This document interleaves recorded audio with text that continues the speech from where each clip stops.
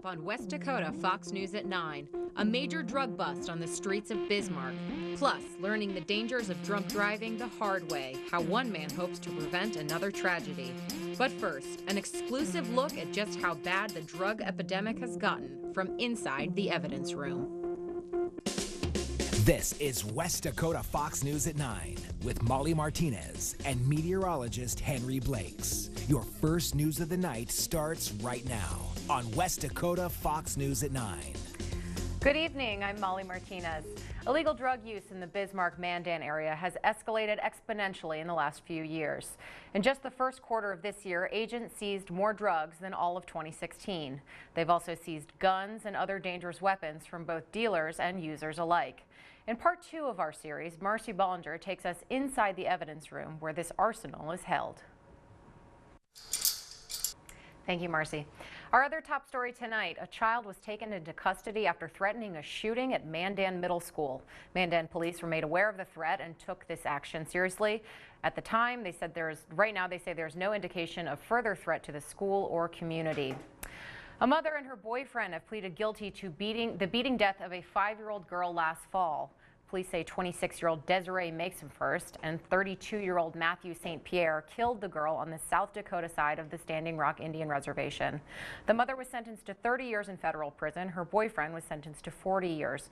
The judge said it was the worst abuse case he's seen in his 22 years on the bench.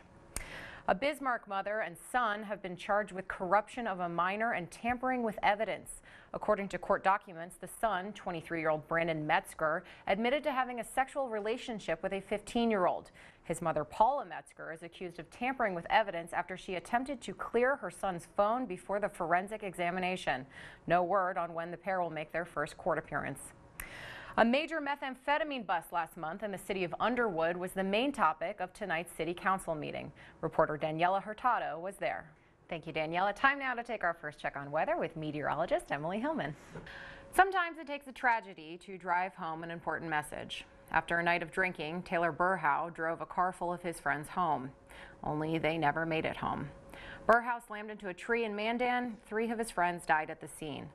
After the accident, he was sentenced to 8 years in jail. As part of his sentence, he now speaks to local high schools in hopes of preventing another tragedy. Today, he spoke about living with the consequences of his decision to drive that night.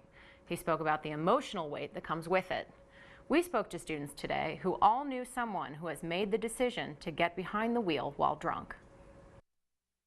He inspires me to watch out for people, to see someone to go and drink, and any of my friends I know some of my friends do that, and I just don't want to do that. I don't hang out with them anymore or anything.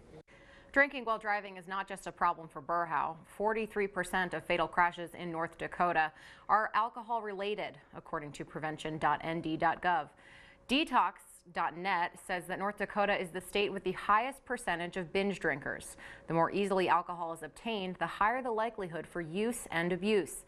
According to prevention.nd.gov, North Dakota has the most bars per capita of any state. There is 1 bar for every 1,600 people. A California man is behind bars after highway patrol officers discovered nearly 30 pounds of pot in his car. Officers pulled Alan Clark over for a traffic violation on I-94 in Bismarck today. A search of his car turned up this packaged marijuana. It's a startling figure in a state with such a low unemployment rate. But 1 in 9 North Dakotans may go hungry each day, many of them children. Melanie Palmer tells us how a nonprofit organization tries to make sure as many people as possible get the food they need. The Bismarck-Mandan area has been without an emergency homeless shelter since October 27th. Since then, the United Way has been helping to provide services for those in need. Now, the North Dakota Adult and Teen Challenge Facility in Mandan is applying for a special use permit with the city's Planning and Zoning Commission. They want to use the southeast part of the building as an emergency shelter and/or transitional housing for men coming out of prison. Harvard University is under investigation by the Department of Justice over its affirmative action policies. The investigation follows a 2014 federal lawsuit that claims Harvard discriminates against Asian Americans by limiting how many of them can attend. The Justice Department is also accusing Harvard of not cooperating with the inquiry. Well, more fallout for longtime CBS anchor Charlie Rose following sexual misconduct allegations. CBS announced their termination of Rose's contract. It comes after multiple women accused him of lewd behavior. Co-hosts Gayle King and Norah O'Donnell did their best to continue the broadcast this morning, beginning the show with reporting on the allegations against one of their hosts. This will be investigated. This has to end. This behavior is wrong. I'm still trying to sort it out because this is not the man I know, but I'm also clearly on the side of the women who have been very hurt and very damaged by this. Bloomberg and PBS announcing they will be suspending the distribution of The Charlie Rose Show. Another high-profile alleged misconduct case revolving around Alabama Senate candidate Roy Moore. Several women have come forward accusing Moore of preying on them when they were teenagers. Just a few weeks ago, President Trump called the allegations, quote, troubling, and Kellyanne Conway said no Senate seat was worth a child. Today, they seem to be changing their tune. Look, he denies it. I mean, if you look at what is really going on and you look at all the things that have happened over the last 48 hours, he totally denies it. He says it didn't happen, and you know, you have to listen to him also. Republicans were banking on Moore to take the Senate seat in order to pass tax reform. Time now to take another check on weather with meteorologist Emily Hillman. Well, if you've got a couple million lying around, this next story is for you. This enormous 110-carat diamond ring is about to go up for bidding. According to Sotheby's, it's the largest diamond ever to go up for auction.